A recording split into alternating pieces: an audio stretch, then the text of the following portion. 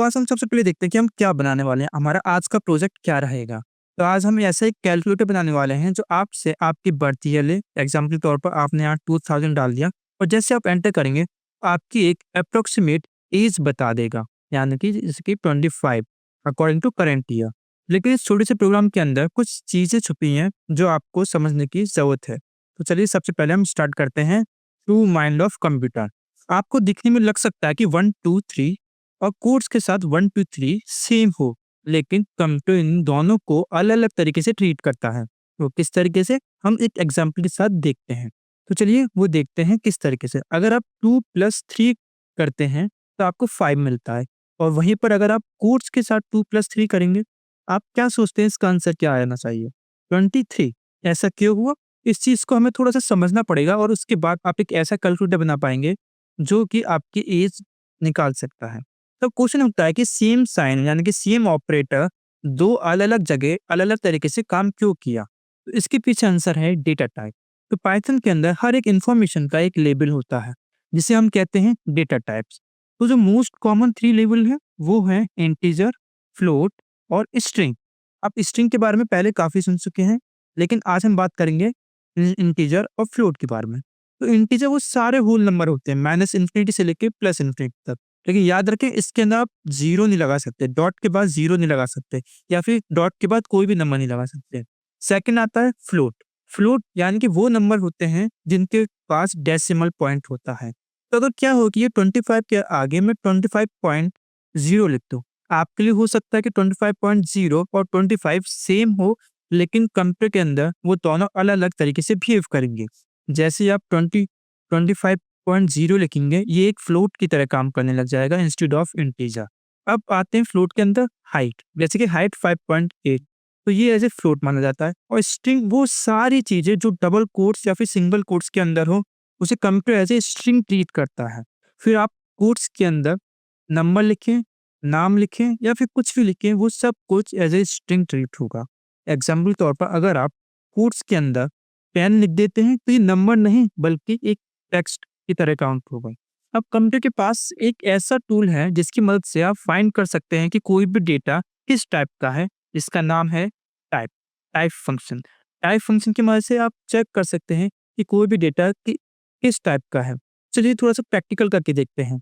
Practical करने के लिए हम पाइथन खोलेंगे और इसके अंदर डालेंगे हम टाइप, ब्रैकेट के अंदर एक डेटा डाला हमने ए, तो इसका आंसर क्या आना चाहिए? Class int. अब यहाँ पर क्लास क्या है इसको हम बाद में समझेंगे किसी और लेक्चर में, लेकिन आज हम फोकस करेंगे केवल टाइप पर, इंट। सेम अगर हम टाइप लिखते हैं तो इसके अंदर एक फ्लोट डालते हैं 0.2.0, एंटर करेंगे तो यहाँ पर आ गया फ्लोट।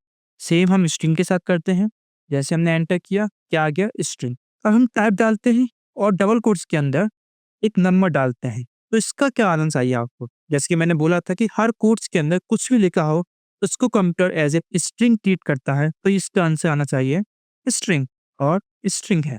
तो ये तो हो गया डेटा टाइप्स। अब बात करते हैं कि आखिरकार 10 + 5 जब हमने किया तो 15 क्यों आया, और वहीं पर कोट्स के साथ जब 10 + 5 किया तो 105 क्यों आया? तो इसके पीछे का आंसर है कि जो पाइथन के अंदर जो ऑपरेटर होता है वो हर डेटा टाइप के साथ अलग अलग तरीके से बिहेव कर सकता है। एग्जाम्पल के तौर पर जब हम नंबर से डील करते हैं, चाहे फिर वो इंट हो, फ्लोट हो, plus sign as a mathematical addition की तरह यूज होता है, इसलिए हमें 15 आया। तो वहीं पर जब हम स्ट्रिंग के साथ डील कर रहे होते हैं तो जो प्लस साइन होता है वो दो स्ट्रिंग को चिपकाने का काम करता है, ज्वाइन करने का काम करता है, इसलिए ही 10 + 5 105 आया, क्योंकि कंप्यूटर ने उसे एज ए स्ट्रिंग ट्रीट किया।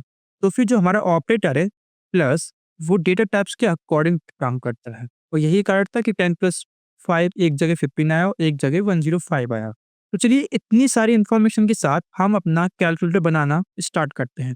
सबसे पहले आप पाइथन में जाइए, न्यू प्रोजेक्ट बनाएंगे डे 3, और वहाँ पर एक फाइल बनाइए मेन, इसे मैं डिलीट करता हूँ, दोबारा बनाते हैं। रूट फोल्डर पे राइट क्लिक कीजिए, न्यू पे, और पाइथन में मेन डालकर एंटर कीजिए। तो सबसे पहले हमें यूजर से क्या लेना है? इनपुट। तो हम लिखते हैं birth year is equal to, ये क्या होगा? ये वेरिएबल हो गया, और हम इनपुट फंक्शन का यूज करते हैं, लिखते हैं एंटर योर बर्थ ईयर, हमने स्पेस दिया। अब इसे प्ले करके देखते हैं, यहाँ पर आ गया एंटर योर बर्थ ईयर, हम यहाँ पर कुछ भी डाल सकते हैं। तो अभी अभी हमने एक फंक्शन के बारे में सुना, टाइप फंक्शन।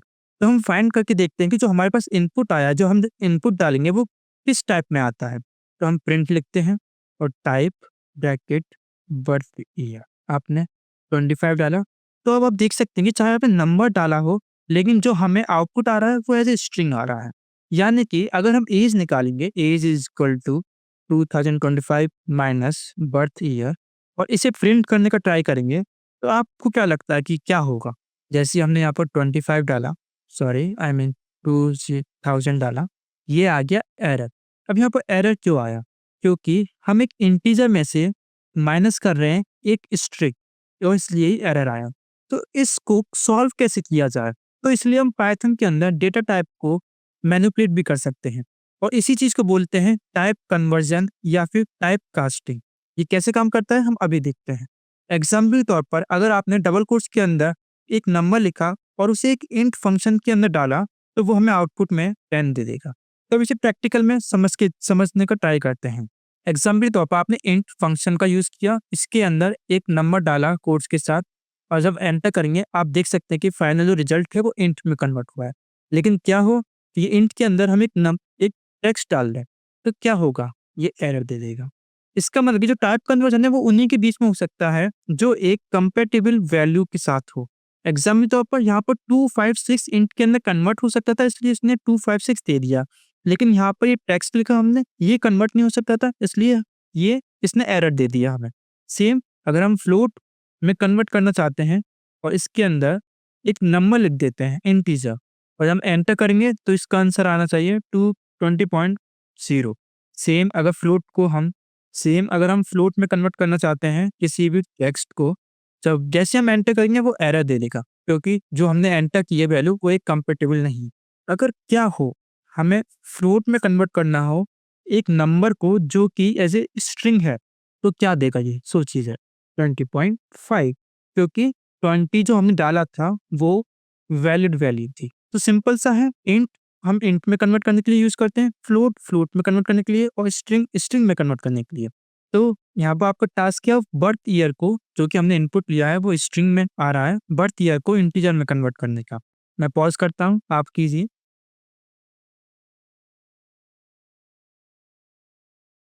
उम्मीद करता हूँ आपको तकलीफ नहीं हुई होगी। हम इंट लिखेंगे फंक्शन, और उसके अंदर जो हमारी स्ट्रिंग है उसको पास कर देंगे, और जैसे हम आप प्रेस करेंगे, हमने 2000 डाला और एंटर करेंगे, वैसे ही हमारे पास आंसर आता है।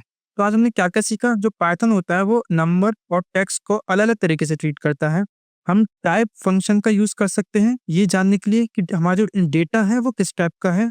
और थर्ड थिंग, जो प्लस साइन होता है वो स्ट्रिंग और नंबर जैसे डेटा टाइप के लिए अलग-अलग तरीके से काम करेगा। तो अगर हमें किसी भी वैलिड डेटा को एक दूसरे डेटा टाइप में कन्वर्ट करना हो, तो हम इंट, फ्लोट या फिर स्ट्रिंग फंक्शन में कन्वर्ट कर सकते हैं। और लास्ट थिंग, जो भी हम इनपुट देते हैं वो किस फॉर्म में आती है? वो आती है स्ट्रिंग के फॉर्म में। तो आपका एक टास्क रहेगा जो ये प्रोग्राम है उसको उसको एक अच्छे फॉर्म में लिख सके। एग्जाम्पल के तौर पर जो हमने एज को प्रिंट कर दिया डायरेक्ट, उसकी जगह आपको प्रिंट करना है योर एज इज दिस। तो जैसे हम यहाँ लिखेंगे योर एज इज, अब सोचिए क्या आंसर आएगा? आपको क्या लगता है? मैं बताता हूँ, एरर। अब यहाँ पर एरर क्यों आया? क्योंकि जो एज है वो इंटीजर है, और जो हमारा आगे वाला फॉर्मेट है वो स्ट्रिंग है, और जो पाइथन है वो किसी भी दो डिफरेंट डेटा को ऐड नहीं करता। तो फिर हमें क्या करना होगा? इसका सॉल्यूशन क्या रहेगा? सिंपल सा है, जो हमारे पास इंटीजर है उसको स्ट्रिंग में कन्वर्ट करना होगा, और जैसे हम प्रिंट करेंगे your age is 25, question solve. तो आज का लेक्चर हम यही खत्म करते हैं। बाकी मैंने अपनी साइट पर डे 3 का ऐड कर दिया है। यहाँ पर हैंड्स ऑन है कुछ, और साथ में आपको अगर अपनी नॉलेज चेक करनी है तो क्विज है, आप यहाँ पर क्विज भी दे सकते हैं। इसके अलावा यहाँ पर आपको समरी मिल जाएगी, और यहाँ पर वीडियो मिल जाएगी। आज के लिए इतना ही, मिलते हैं नेक्स्ट वीडियो में, तब तक के लिए बाय, टेक केयर।